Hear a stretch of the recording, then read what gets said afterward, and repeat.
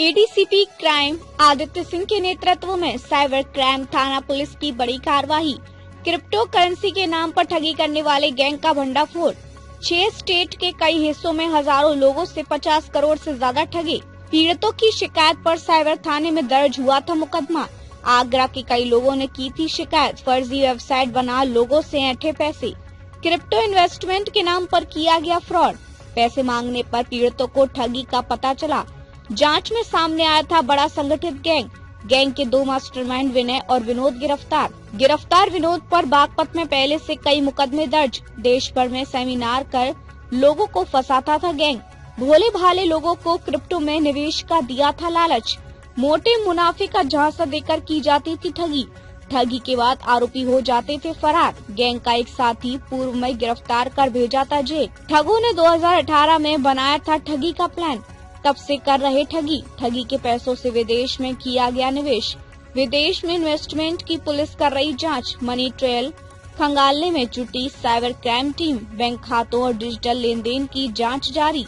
मेरे साथ में ये साइबर की ठगी एक तरह से, और ये एक इनका रेफरल प्रोग्राम था EST के नाम से, और ये इसे asset swap is the future of money कहते थे, भविष्य में आने वाला धन। और ये एक रेफरल प्रोग्राम होता था, और ये आगरा में कई होटलों में इन्होंने सेमिनार की, उसमें लोगों को बुलाते थे और सबसे पहले 8,000 की आईडी लगाते थे। उसके बाद में ये कहते थे कि आप अपने कॉइन को स्टैक करके रखिए, और मतलब कि आपको निकालना नहीं, निकालने तो इन्होंने दिया ही नहीं, मतलब ऐसे इन्होंने बॉन्ड लगा दिए कि उसको निकालने नहीं देते थे। 20 महीने में मतलब ये कहते थे कि आपका धन 2 गुना हो जाएगा, और 2 गुने से 10 गुने तक का वायदा करते थे। क्योंकि इन्होंने जब हमने इसको ज्वाइन किया था उस समय ये बताते थे कि इस समय मतलब 6 महीने में 6 गुना हो गया धन हमारा। जो भी 8,000 लगाए तो उसको 48,000 बताते थे। कहते थे कोई 1 लाख लगाएगा तो उसको 8 लाख हो जाएंगे, 10 लाख हो जाएंगे। जैसे हमको इन्होंने प्रोग्राम दिखाया यहाँ पे ताजगंज में, एक होटल रेडिशन, उसमें इन्होंने प्रोग्राम दिखाया था। ये साथ वाले जैसे हाँ, नरेंद्र सिंह सिसोदिया के माध्यम से पूरा रैकेट चला यहाँ पे आगरा में। तो उन लोगों ने जैसे वो गांव में आते रहते थे, हमारे गांव में भी एक आध बार उन्होंने छोटी मोटी कौन प्रोग्राम रखा था वहाँ पे, तो वहाँ के माध्यम से आप बताया था कि आप पैसे ठगे आप। देखिए, थाना साइबर क्राइम आगरा में एक मुकदमा पंजीकृत किया गया था, जिसमें आगरा के ही काफी लोगों ने शिकायत की थी कि फर्जी वेबसाइट बनाकर और क्रिप्टो करेंसी में इन्वेस्टमेंट के नाम से उनसे काफी मतलब पैसा लिया गया था, और पैसा मांगने पे जब उन्हें कोई जवाब नहीं मिला तो उनके द्वारा शिकायत की गई थी। उसी जांच के क्रम में आज उनके जो 2 मुख्य अभियुक्त हैं उन्हें गिरफ्तार किया गया है, जिनका नाम विनय और विनोद है। जो विनोद हैं, इनके खिलाफ बागपत जिले में भी कई सारे मुकदमे पंजीकृत हैं, और पूछताछ में इन्होंने बताया है कि इनके द्वारा देश के अलग अलग राज्यों में सेमिनार की जाती थी।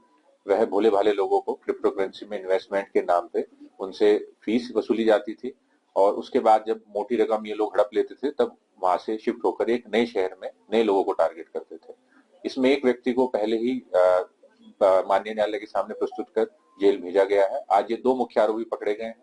इनके द्वारा बताया गया कि 2018-19 में इनके द्वारा ये प्लान बनाया गया था कि क्रिप्टो करेंसी का इस्तेमाल कर लालच देकर लोगों के साथ धोखाधड़ी की जा सकती है, और उसके बाद इन्होंने हजारों लोगों को इस तरह से उनके साथ में धोखाधड़ी की है।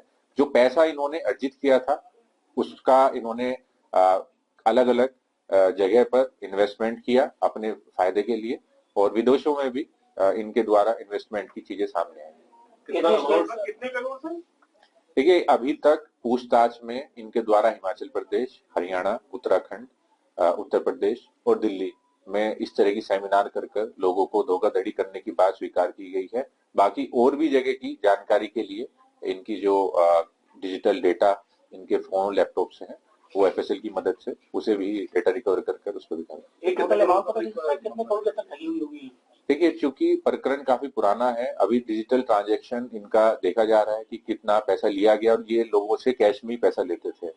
50 करोड़ के आसपास के पैसे लेने की और जमा करने की बात इन लोगों के द्वारा स्वीकार की गई है, बट जो पीड़ित हमें मिले हैं उनके द्वारा जो चीजें बताई गई है, तो उससे ऐसा प्रतीत होता है कि जो धोखाधड़ी की रकम थी वो इससे कई गुना ज्यादा थी।